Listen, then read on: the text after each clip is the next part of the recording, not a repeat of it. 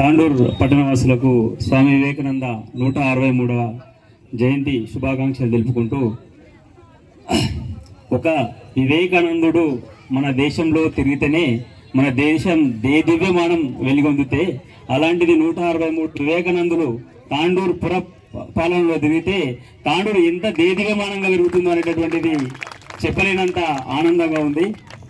స్వామి వివేకానందుడు ఒకటే చెప్పిండు, ప్రపంచ దేశాలు విలాసవంతమైనటువంటి ఆలయాలకు నిలయమైతే నా భారతదేశం పూజ గదికి నిలయమైనది, అలాంటి పూజ గది లాంటిది నా పవిత్రమైన భారతదేశం అని చెప్పిండు. మీకు అందరికీ తెలుసు, స్వామి వివేకానందుని కన్నా ముందు ఒక దేశం, స్వామి వివేకానందుడు అమెరికాకు వెళ్ళి హిందూ మత సమ్మేళనంలో అతనిచ్చిన స్పీచ్ తర్వాత మన భారతదేశం భారతదేశంగా మారింది.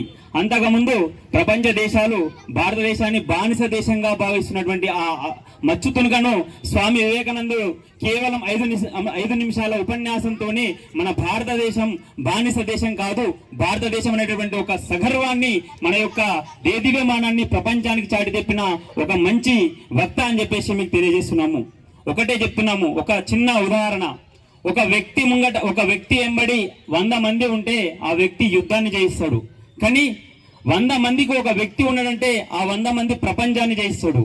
అలాంటి హిందూ మతాన్ని దేదీప్యమానంగా వెలుగొందడం కోసం మనకు ఒక వివేకానందుడు, ఒక నాయకుడు ఉన్నాడని చెప్పేసి ప్రపంచం తెలుసుకునే విధంగా మన భారతదేశం చాలా ఉన్నతమైనటువంటి ఈ యొక్క సాంప్రదాయాలను, ఈ యొక్క ధర్మాన్ని ప్రపంచానికి చాటి తెప్పుతున్నదంటే దానికి గర్వకారణం ఒకే ఒక్కడు, స్వామి వివేకానందుడు. కావున స్వామి వివేకానందుడి జన్మదినం రోజు ఇలాంటి పురస్కారాలు కావు. స్వామి వివేకానందుడు ఒకటే చెప్పాడు, నా యొక్క విగ్రహాలు పెట్టడం కాదు, నా యొక్క ఆశయాలను, నా యొక్క అభిమతాలను ప్రపంచానికి అందించండి అని చెప్పాడు.